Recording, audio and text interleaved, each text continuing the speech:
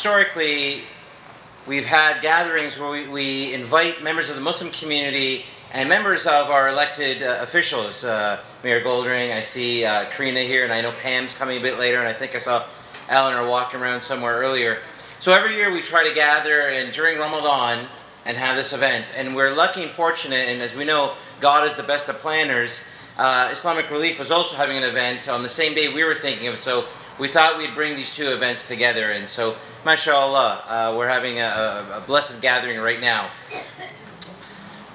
I get an email every month from an organization here in Halton called the Community Development Halton. And they look at certain aspects of the community, and I get this every month.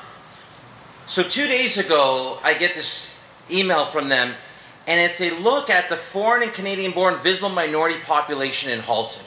So I thought, oh, let me take a look at this. And what it says, the very first line, it says, Halton's proportion of visible minority population, 25.6, is increasing and has surpassed the national average of 22.3. There are 139,000 residents who identify themselves as members of a visible minority population. And it goes on with other statistics as well. And what I thought is, this is very telling. So there's a couple of messages that I want to say. One is for those of us who are visible minorities. Those of us, like many of you, who were not born in Canada, but came to Canada.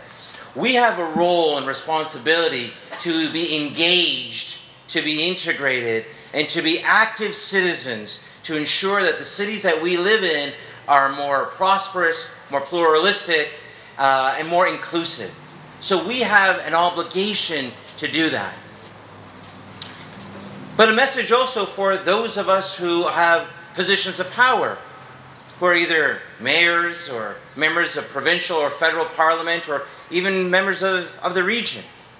And that is, once you recognize that the demographic face of your city is changing, you need to be cognizant when you're having policies and programs to make sure that it is inclusive of the diversity of Canada.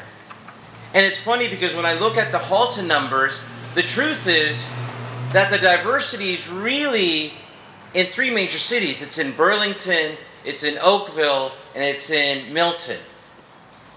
Places like Halton Hills, as it suggests, is still predominantly Anglo-Saxon, far more than the national average.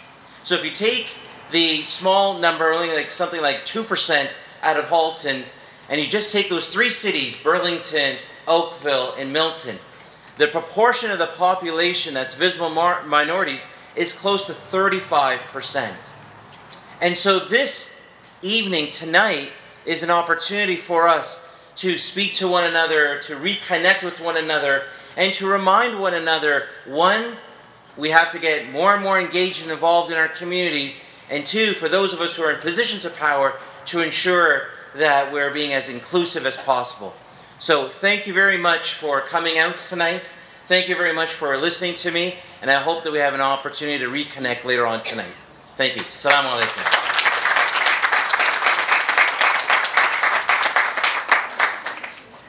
Thank you, Mr. Hamdani, for that important message. Our next speaker has been with Islamic Relief for a number of years. She's currently our head of public relations and government relations at Islamic Relief Canada. She's here tonight to talk about what we do as an organization and the contributions that you have and the impact that they make on the field. So please join me in welcoming Rehana Patel.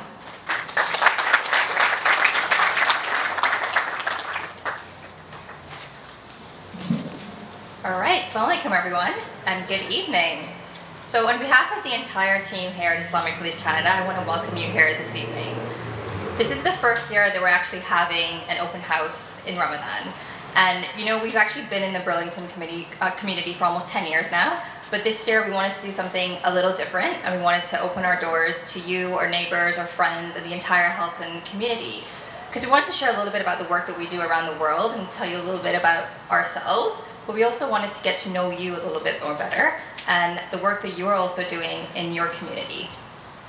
So I want to talk a little bit about what Islamic Relief does. So for those of you who don't know, Islamic Relief Canada, we're one of the largest Muslim NGOs in the world, and we work in over 40 countries. some of them including Syria, Myanmar, Pakistan, Gaza, Kenya, Somalia, and even right here at home in Canada. And I just want to share with you a few statistics that I have here to give you an idea of what Islamic League does around the world and some of the situations, some of the countries that we're in. So in Myanmar, the violence has forced more than 1 million Rohingya refugees to make their way to the Cox's Bazar refugee camp in Bangladesh, where they struggle to meet their basic needs. Islamic Relief were on the ground, both in Myanmar and in Bangladesh, providing emergency relief and sustainable development projects. In Gaza, more than 2/3 of its population of 1.9 million people rely on humanitarian assistance for access to food, water, drinkable water, medical supplies, and much more. Right now, on the ground in Gaza, Islamic Relief is the largest humanitarian organization currently operating right now in the country.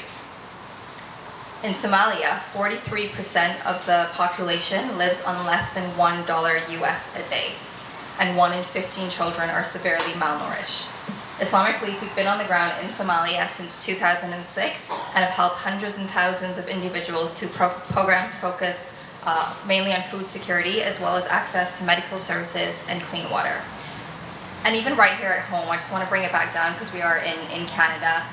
In the city of Toronto, nearly 100 people died because of homelessness.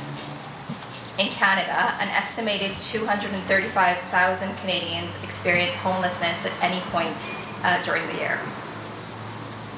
Just in the past few days, our teams in Quebec actually delivered over 1,200 meals to the homeless in Montreal, and we continue to support poverty reduction and homelessness reduction efforts across the country. So I just wanted to share that information with you to give you a sense of what it's like in the countries that we work in around the world, and some of the work that Islamic Relief does around the world.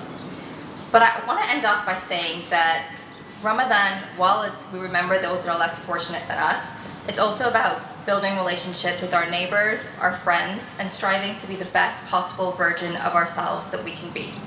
It's also a time of charity. We tend to give the most charity during this blessed month, whether it's through donations to charities like Islamic Relief or volunteering our time for various causes across the country. And we're actually past that midway point of Ramadan now, and in the past 2 weeks, I've seen so many people volunteering, so many interfaith work, and people even preparing and serving meals to the homeless while fasting, which if you've ever tried to do is extremely difficult, especially in this summer weather. So once again, I want to thank all of you here for coming this evening. I'm hoping to get to talk to all of you this evening and get to know you a little bit more better. But to carry on with our program, I have the honor of introducing our next guest, Minister Karina Gould. Karina Gould is the Member of Parliament for Burlington and the Minister of Democratic Institutions. Karina is the youngest female cabinet minister in Canadian history. And for those of you who may have missed the news or may have not been following the news, in March, Karina became the first federal cabinet minister to give birth while in office. I want to thank her for joining us this evening, and I also want to invite her up here to say a few words to us.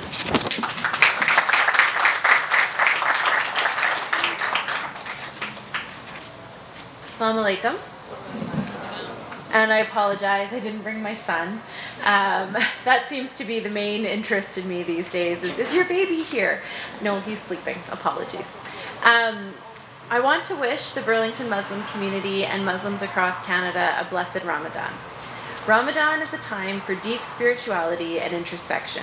We are reminded, with fasting, we better ourselves by putting the needs of others before us. As we remember our many blessings and strive for more positive change within ourselves, for those less fortunate, and for our local community. The heart of Ramadan is remembering and practicing values of compassion, gratitude, and generosity through giving charity and spending time with our family and friends. I wanted to echo Hussein's discussion about getting involved and being inclusive. And if you have questions about how to be involved politically, talk to Hussein, because he knows, and he is a wonderful example of community involvement, of leadership, and of making sure that us as leaders are being inclusive in our policies, of thinking, and really embracing the diversity that is so vital to our communities. Our Prime Minister often says that, Canada's greatest strength is our diversity. And this is something that I fundamentally believe in. When we think of Canada, we live in one of the most peaceful, prosperous countries in the entire world. It really is unique. And the previous Prime Minister, Trudeau, liked to talk about Canada as kind of an accident in history, in a sense. And it's something that has gone against the traditions of history, because we take different peoples from different backgrounds with different beliefs, put them all in one place, and create this magnificent society that we have here in Canada. And we wouldn't be strong if we didn't have all of this diversity. So during Ramadan, we all think about what we have to be grateful for, like in many different traditions and many different cultures. Personally, over the past month, I've been very grateful for the support that I've received in my broad family, whether that's my immediate family, my Muslim family, my greater family here in Burlington and across Canada, for the support that's been given to me. But also thinking about all of the good work that is done in this community. The Mayor mentioned the One Burlington Festival. I had a gentleman in my office this morning who came to talk to me about Islamophobia. He felt that we were spending too much time talking about Islamophobia and we needed to talk about other things. And I was so glad that he came to talk to me, because I had the opportunity to talk about why diversity is important, to talk about what it means to be inclusive, and to actually have a conversation with someone about what the other is, and really to reflect that at the end of the day, we're all humans, and it's our humanity that unites us, and it's our humanity that makes us stronger. And so the past 2 years, or 3 years, in some ways have been difficult. The Mayor mentioned the shooting in Quebec. I had my colleague, Iftar Khalid, who put forward Motion 103 in the House, and I proudly stood beside her and voted with her on that motion. The provincial legislature and my colleague Eleanor McMahon did the same thing here in Ontario. And it's something that we absolutely need to do and stand up for everyone in Canada when we're talking about human rights, when we're talking about acceptance. We're talking about not just tolerance, but really inclusion. And so when we think of what we're grateful for, I'm grateful for this community. I'm grateful for the diversity. I'm grateful for the leaders that we have here who give of themselves and who take the time to ensure that we have those difficult conversations so that we can continue to live in peace and prosperity. So I wish all of you a very happy Ramadan. Ramadan Mubarak. Thank you very much for having me here today.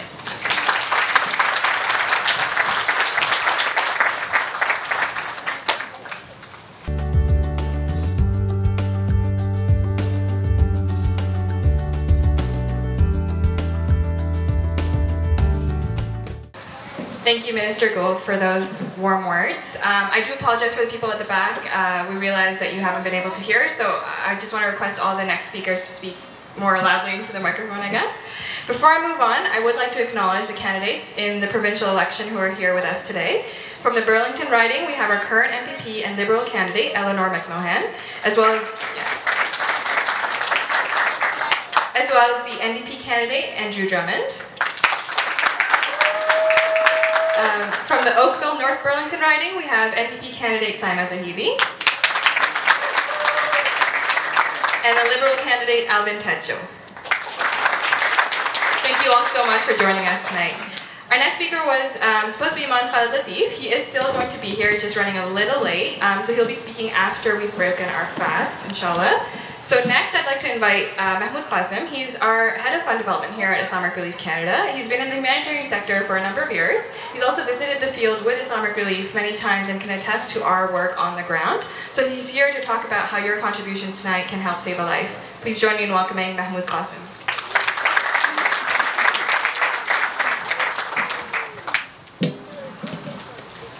Bismillah ar-Rahman ar-Rahim. In the name of God, most gracious, most merciful. Assalamu alaikum wa rahmatullahi wa barakatuh. You know the work that Islamic Relief has been doing here in Canada over the last 10 years. And as you heard from my colleague, Rehana, we are on the ground in a lot of the countries which aid is needed. For example, Syria itself, with the turmoil and the difficulties that it's going through. Recently with the conflict that happened again in Palestine, in Gaza specifically, Islamic Relief is on the ground there as well. In Myanmar, with everything that was going on and all the difficulties and the refugees, what they're going through in Bangladesh, Islamic Relief is on the ground. Really, the success of the work that we do is from this contributions and support that come from the community here.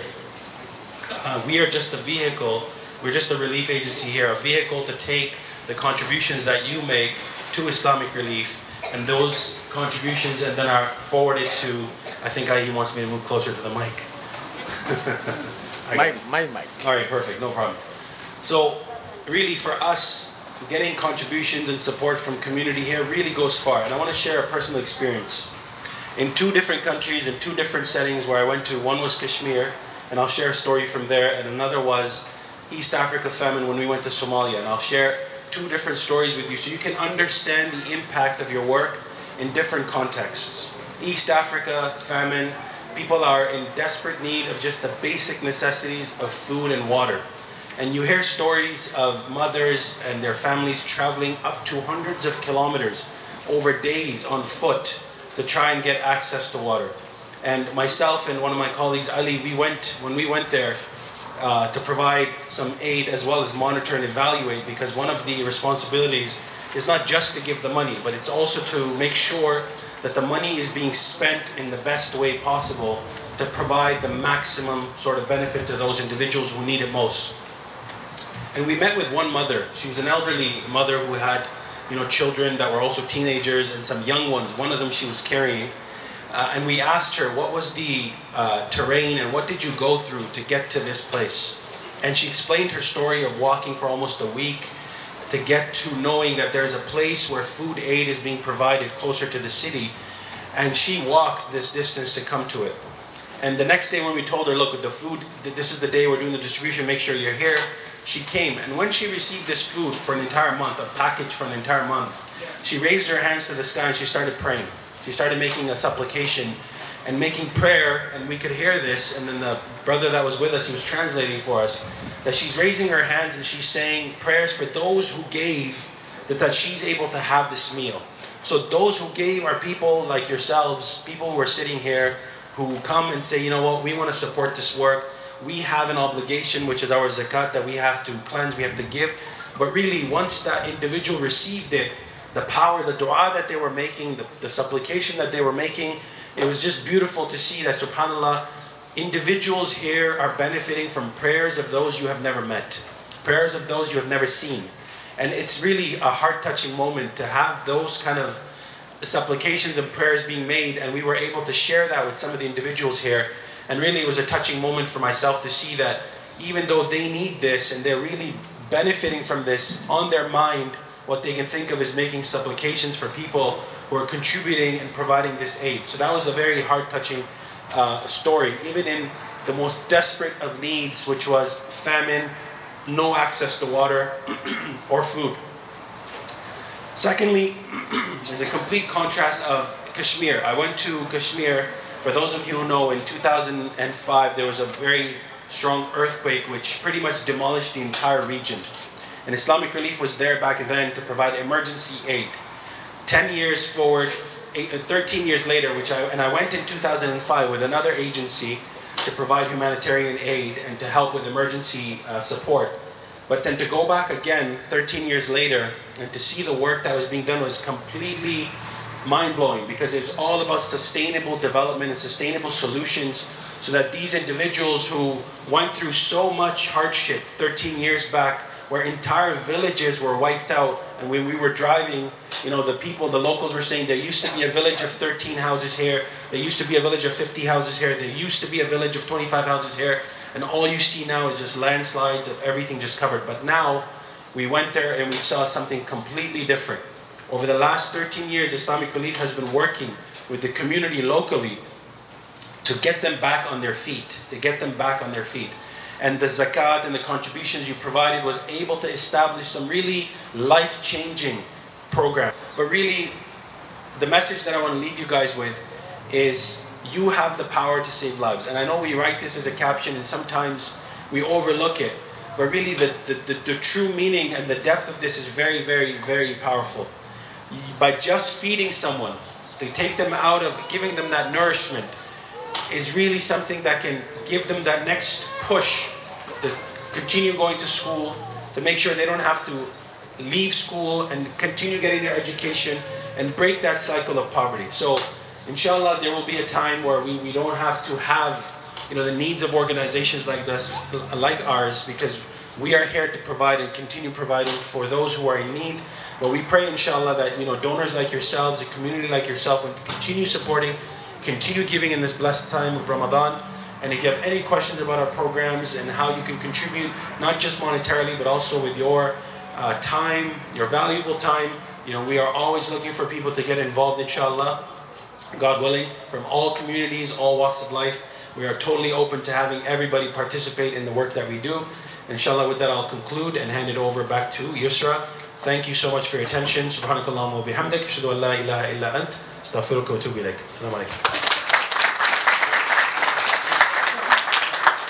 Thank you so much, Mahmoud, and thank you all for your continued generosity. So please join me in welcoming Imam Khalid Latif.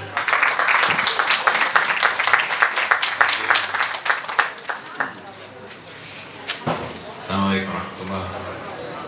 Bismillah. Bismillah walhamdulillah wassalatu wassalamu ala rasulillah wa ala alihi wa sahbihi wa man wala. I was thinking about a story that many of us probably have heard quite often that deals with Umar ibn al-Khattab radiallahu anhu when he is Amir al-Mu'mineen, he's the Khalifa of the Muslim community.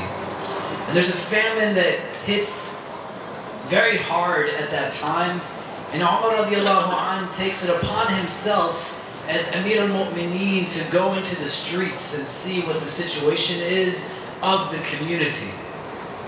And quite often he finds that most everybody is doing okay, but one evening he is with someone who is in his service by the name of Aslam, and they come upon a small cottage in which they hear tears and cries of children. And the hour is very late. When they look inside, they see that there's a woman standing at a pot, and she's stirring the pot, and she keeps telling her children that the food will come soon, the food will come soon.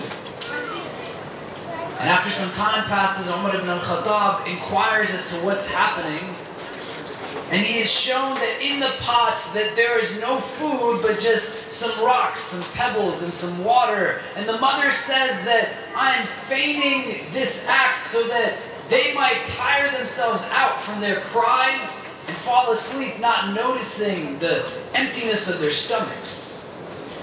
Umar ibn al-Khattab, he then goes back to Bayt al-Mal to get whatever food he can for this family.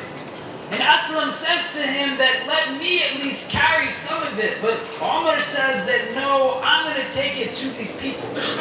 And he walks back with bags of food upon his shoulders, and once they have sat and they have fed themselves, he engages the woman in conversation and asks her why her situation is the way that it is. And she says that I have nobody to show me any support. Their father passed away well before this time.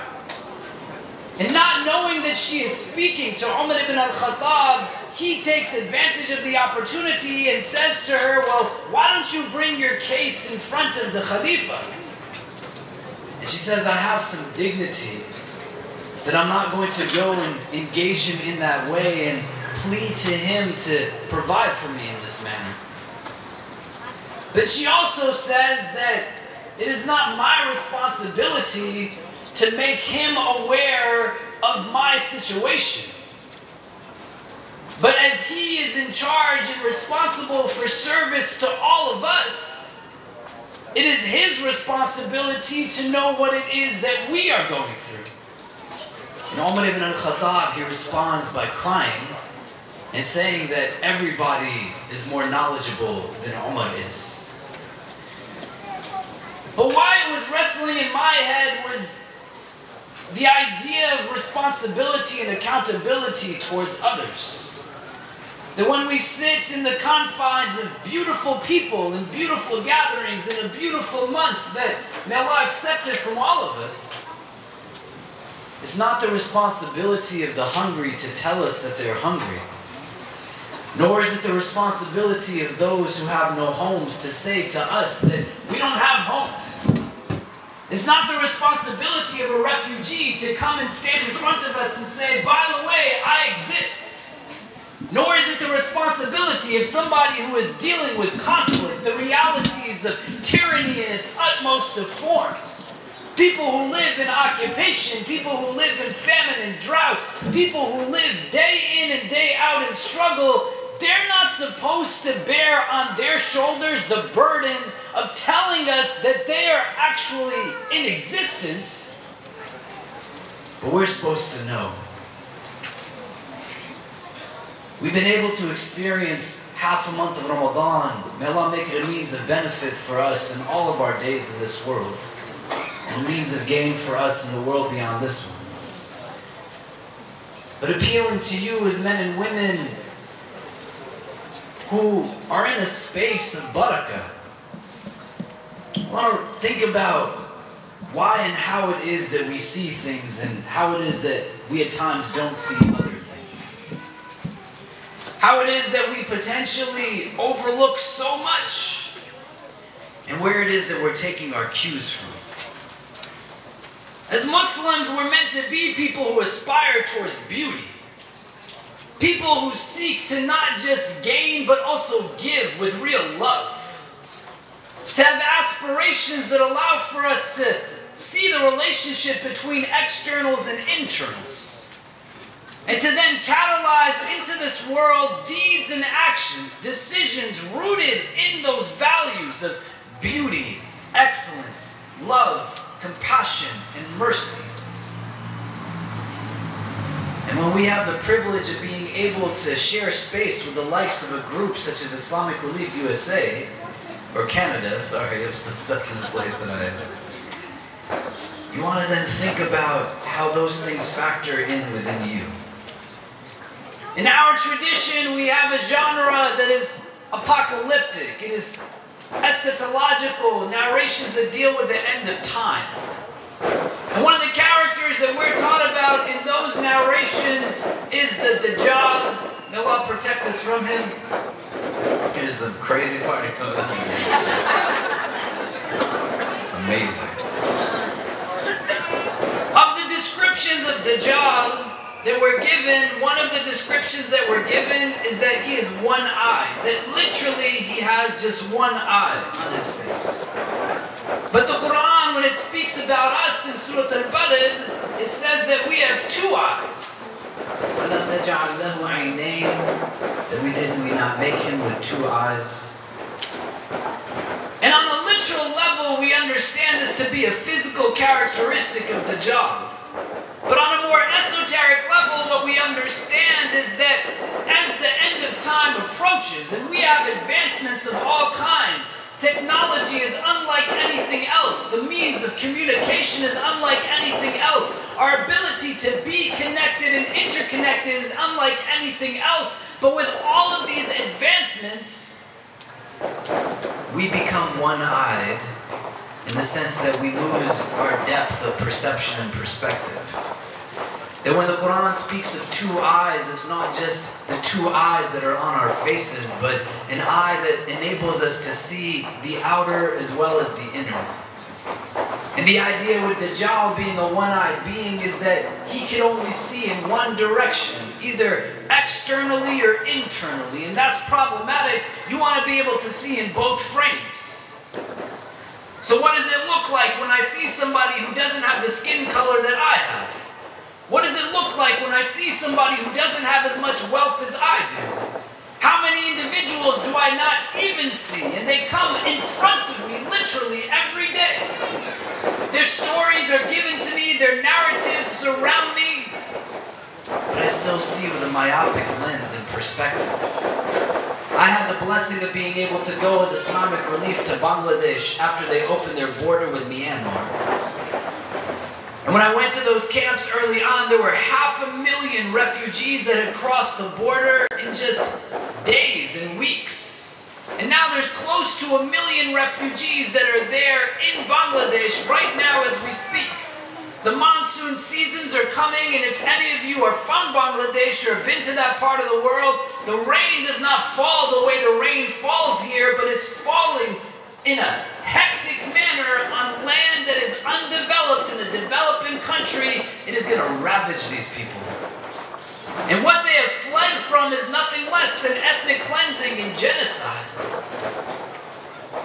And the first time I met somebody of that crisis was in 2012, in Ramadan, 6 years ago.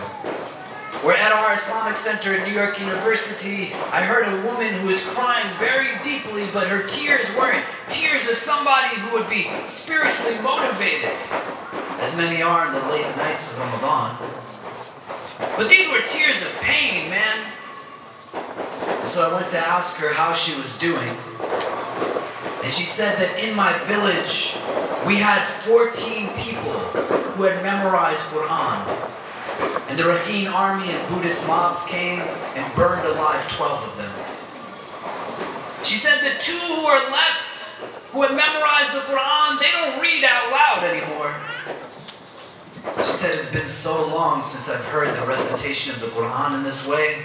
That's why I'm crying like this. That was 6 years ago. And the escalation of violence in that area alone, let alone what it is that we see happening all over the world, where there are 60 million refugees right now, where Syria is still on fire, where Yemen, because of severe conflict and politics, has left devastation and severe famine, where throughout East Africa there is an absence of just simple drinking water, let alone the realities of militants causing all kinds of hostile and harsh climates. That you can go to parts of China at this moment and Muslims in the daylight are being forced to eat because they're not supposed to fast in a place like that. At least the government does not want them to. That you can go to Kashmir and the Indian subcontinent, you can go to Afghanistan, you can go to cities in your country as well as my country, and people are just hurting like crazy. But our cues are not meant to be taken from those who are engaged in egocentricity. But as Ramadan teaches us a deflation of the nafs, and it tells us that not only do we not need to consume as much as we think we need to, but also to be mindful of what it is that we are consuming, what our eyes see and what our eyes do not see, what our ears will hear and what it won't hear, what our tongues will speak and what we keep ourselves from speaking. What it is that we eat and how we nourish our bodies, with an understanding that it also complements the nourishment of our hearts. To understand that it's not about being a consumer always, but it's about being a contributor. And replacing their hate with our love, their greed with our generosity, their selfishness with our selflessness. And to understand that these are actual people that exist. In these last nights of Ramadan, I'd like for you to remember some people that I've met as I've traveled the world and met with internally displaced populations, refugees, people who are stricken by poverty and hunger. I want you to remember a man that I met by the name of Nur Alam, who was fleeing ethnic cleansing and genocide and had made a decision that he would celebrate Eid in his hometown and then leave after the day of Eid. What? But on the day of Eid itself, the perpetrators of hate came into his village, killed his brother in front of him, barricaded his family members and neighbors into homes and set them on fire so that they would burn alive with all of their possessions, and then set fire to his livestock. And when I spoke to him, he sat in a chair surrounded by his grandchildren, those that remained, and he said, "We walked for days fleeing this violence, and all we want now is a place where my family can grow up safely."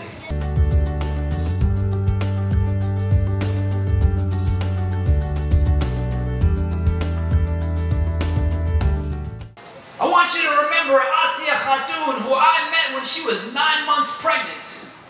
That she fled from violence as bullets were being shot at her 9 months pregnant, with her young infant daughter in her hand and her husband walking with her for 5 days straight. 9 months pregnant. And when I found her, she was drinking water out of a hole in the ground in front of her. water that was mostly rainwater and water that had the sewage of latrines mixed in it as the water flushed everything into that hole. Water that had animals bathe in it and garbage floating in it. And I said to Asiya Khatun, who was 9 months pregnant at that time, what are you going to do with this water? And she said, I'm going to clean my tent with it. And then very quickly she said, and I'm going to drink it. And I said, why are you going to drink this? And she said, we don't have anything else to drink. And she said, my daughter, who's already born, it has made her so sick drinking this water. And she said, I don't even want to think about what it's doing to the unborn child in my womb right now. Please make dua for that baby girl, that Allah gives her only the best in this world and the best in the next. Then I want you to remember a woman that I met by the name of Dulu, who at 78 years of age saw her husband and some of her children killed in front of her eyes. And then they came and she said they massacred her entire village by killing people one after the next, by slitting them at their throats. Just atrocious perspective and an absence of humanity, treating people with utter disregard. I want you to think about this, my brothers and sisters, because you have to be here with a sense of love, not a sense of guilt or remorse.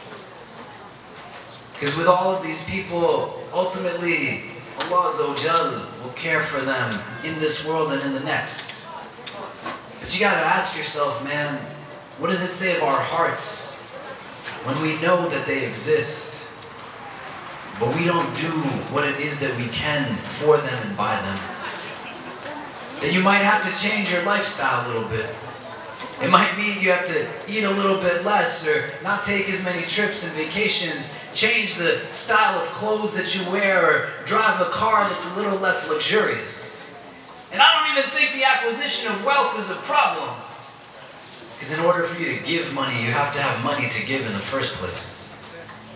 But the people who are real content and are wealthy, statistically are the ones who actually are more charitable with their wealth, not the ones who hold on to it for themselves. The ones who understand that it is fleeting complacency when you just keep it, but when you give it, you feel an upliftment. And that's just barakah. Allah's allowing for your heart to grow in ways that you can't imagine it would grow. The paradox of being human is that the Quran, it tells us لَقَدْ خَلَقْنَا الْإِنسَانَ فِي أَحْسَنِ تَقْوِيمٍ, that we made men and women, all of us here, in the most beautiful of forms. That we have the ability to aspire towards a state that is angelic as it can be, but with a sense that we make decisions and choices. Unique amongst God creation is that we have the ability to be what it is that we were made to be, and to also be extremely other than what it is that we were meant to be. Because as the verse continues, ثُمَّ رَدَدْنَاهُ أَسْفَلَ سَافِلِينَ, we can make them the lowest of the low. And that's where the paradox exists. That you can be the best, or you can be the worst. And you could say, well, are those the only two buckets? And I would say that yes, that's the only two buckets you want to look at. That do you want to aspire towards being angelic and to have an upliftment of your celestial self? Or may Allah protect us from it, do you want to be shaitani in your tendencies? Do you want to replace rage with compassion, hate with love? Do you want to live by principles of mercy and understanding and be the reason people have hope in this world? Do you want to understand that you and I are the catalyst that is much needed to do right by so many that the world has forgotten about? Remember Gaza and Palestine, the West Bank, and the people there in your prayers in these nights of Ramadan, and give to them. Remember the people of Syria, those who are still in the country and those who walk around this earth looking for somebody to still take them in.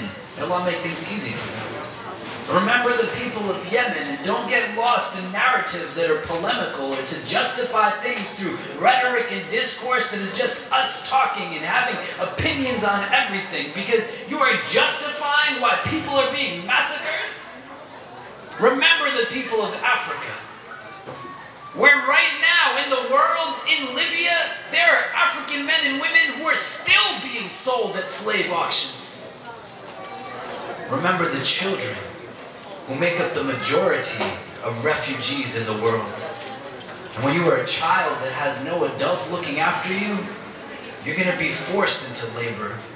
You're going to be forced into trafficking and prostitution. May Allah make it easy for them.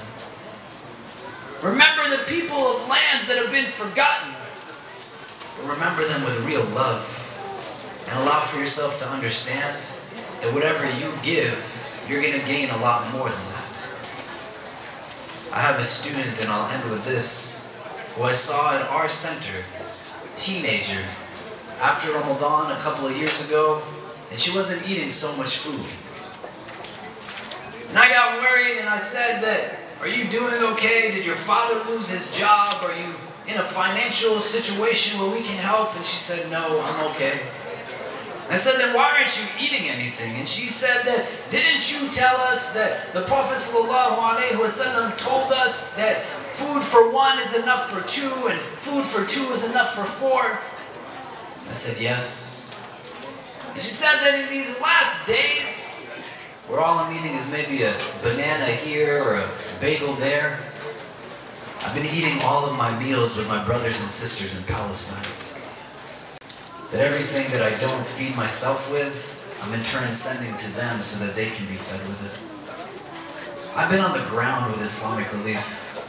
I don't know how else to tell you that these are amazing men and women, fulfilling communal obligation on our behalf, going into war zones, going into conflict areas, places where other relief agencies do not go, to ensure that the actual goods and products are brought to the people who are in need of them.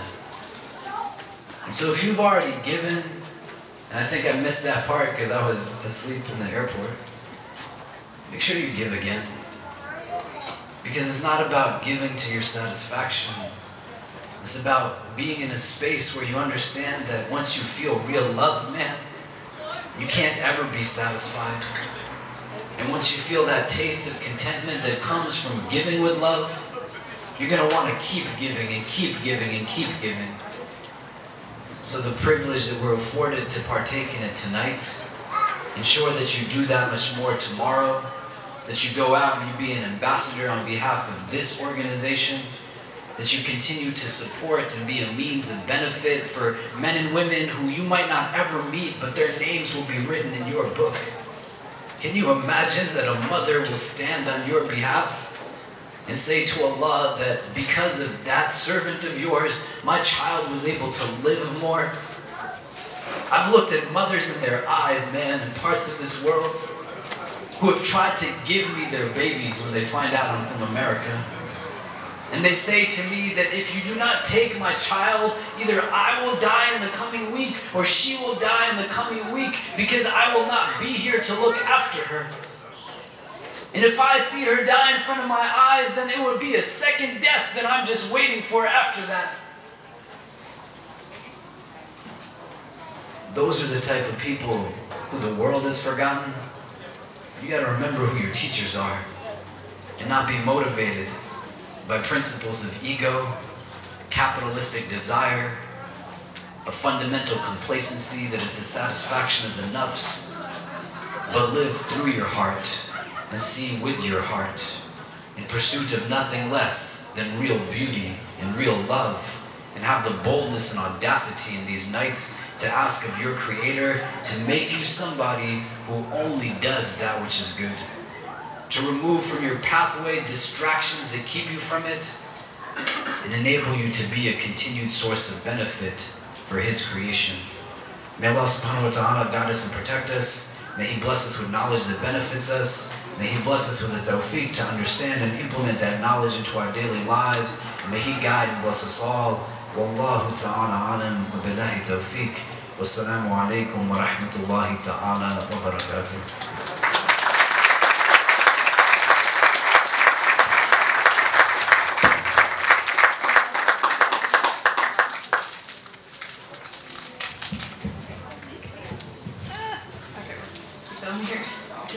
Imam Latif for that powerful and beautiful reminder. As our program comes to a close, I would like to once again thank each and every one of you for joining us tonight. With your donations and your support tonight and throughout Ramadan, Islamic Relief is able to change lives. We're so honored to have you join us tonight at our office. Some kind of housekeeping. Right, one more thing. We have Dr. Mudk here, who's been on the board of Islamic Relief as well for a number of years, and he has a special announcement to make, so I'd like to invite him up.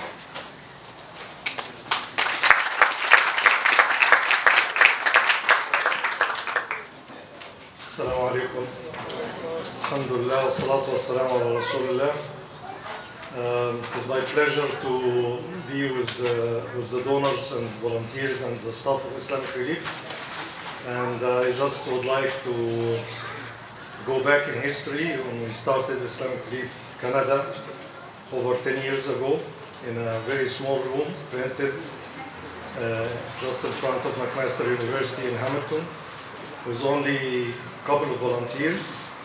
And then later Sister Shaila here joined us as the first and only full-time employee. Now she is a board member in the lab. And since then the organization grew with your support and with the dua of all the beneficiaries around the world. I was visiting the refugees, the Syrian refugees in Jordan. Islamic Relief Canada supported a program where they provide social and psychological support to the refugees and their families, but also provide them with skills. So the women would have some handicraft and cooking skills so that they can sell their product, and the men they produce some very nice handicraft. They made this, I'm not sure if all of you can see it, but it's art of work. It has Islamic Relief Canada on it, and it's done by sand. And sand over there in this part of the world is plenty, is free, but with a lot of different colors, like the normal yellow sand, but also some black sand, where there's camel being drawn. And there was a professional Jordanian artist who used to train them in how to do this. And they did this for Islamic Relief Canada, so I want to donate it to the volunteers of Islamic Relief Canada. Maybe Menon can take that.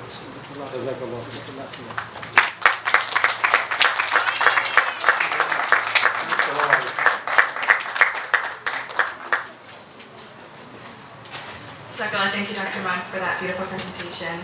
Okay, so just some housekeeping before we wrap up.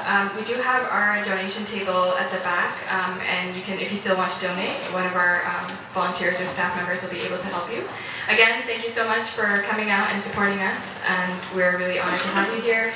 Just, as we continue towards the end of Ramadan, let's keep all our brothers and sisters in our prayers. May Allah accept all of our efforts. Jazakallah khair. Good night.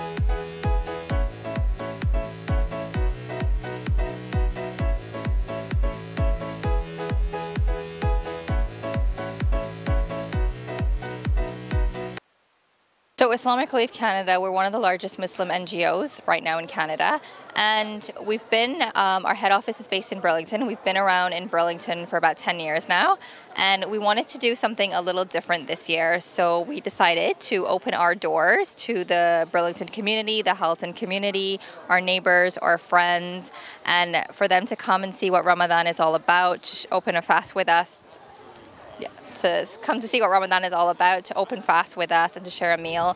Here today we have so many members of the Muslim community, the Burlington community. We have Minister Karina Gold. We have members of the the Burlington Police Force, and members of provincial party also here with us today. We also have the mayor, Rick Oldred. So it's been, we're bringing together the community of Burlington and the community beyond just to learn more about each other. We're all great communities, and it is heartwarming to hear the work of the Islamic Relief Organization, the work they're doing internationally and serving others, and hearing the stories firsthand of how people were, how a difference was made in people's lives at a very young age. It's very heartwarming, it's very inspiring to support the work that happens. And I'm very proud to say that the head office has been in Burlington for the last 10 years. One more question about the Burlington. Okay, we have an Islamic community here, or a lot of minorities, yes. Especially and it's growing. Indian, Pakistan. And it's growing. But Burlington City, like we have poor people here too. So, how much your city is doing for us? Well, as I said when I made some comments more formally, we are so fortunate to have so many faith communities that reach out and help people in need on a daily basis. And whether it be food banks, whether it be community suppers, whether it be providing mental health clinics, whether it be providing after-school programs for children. We are so fortunate in the depth and breadth of the faith communities in our community in Burlington that reach out and connect to people in need. And there's all sorts of social programs that are provided through the region of Halton, which is our partner in providing social programs to people in Burlington. But above and beyond that, there's the not-for-profit social agencies, service clubs in our faith communities that do an amazing job of selflessly giving to those in need, and we are ever so fortunate for that, and we are very grateful and feel very complete of the work that they do. Okay, thank you, Mayor. Thank you. Thank you. Karina, first, you are the history maker. Oh, yeah. For sure, but you are from Burlington too. Yes, I am. It's fortunate. Burlington is the fastest growing, I think, Muslim community here, the way I see. Oh, yeah, okay. A lot of people are moving to Burlington and Oakville. Yeah. So, what do you think these kind of occasion? Well, first of all, I mean, Burlington and Oakville, but I'll focus on Burlington, are both great communities to live in. We're very proud of our community. It's like on the lake, we're between the lake and the escarpment, and we have really wonderful neighborhoods in between with great local businesses. So I can't say enough about this, so I understand why people would want to move here. But I think an event like tonight is really wonderful. I'm so glad that Islamic Relief Canada opened their doors to have an open house to, break the fast and have an iftar dinner and, bring different members of the community together. I think that's really important, because at the end of the day, we're all here to support each other, and the community is best when we know who we are, when we're open, when we're welcoming, and when we're working to help each other out. Thank you. Thank you. Well, Ramadan Mubarak.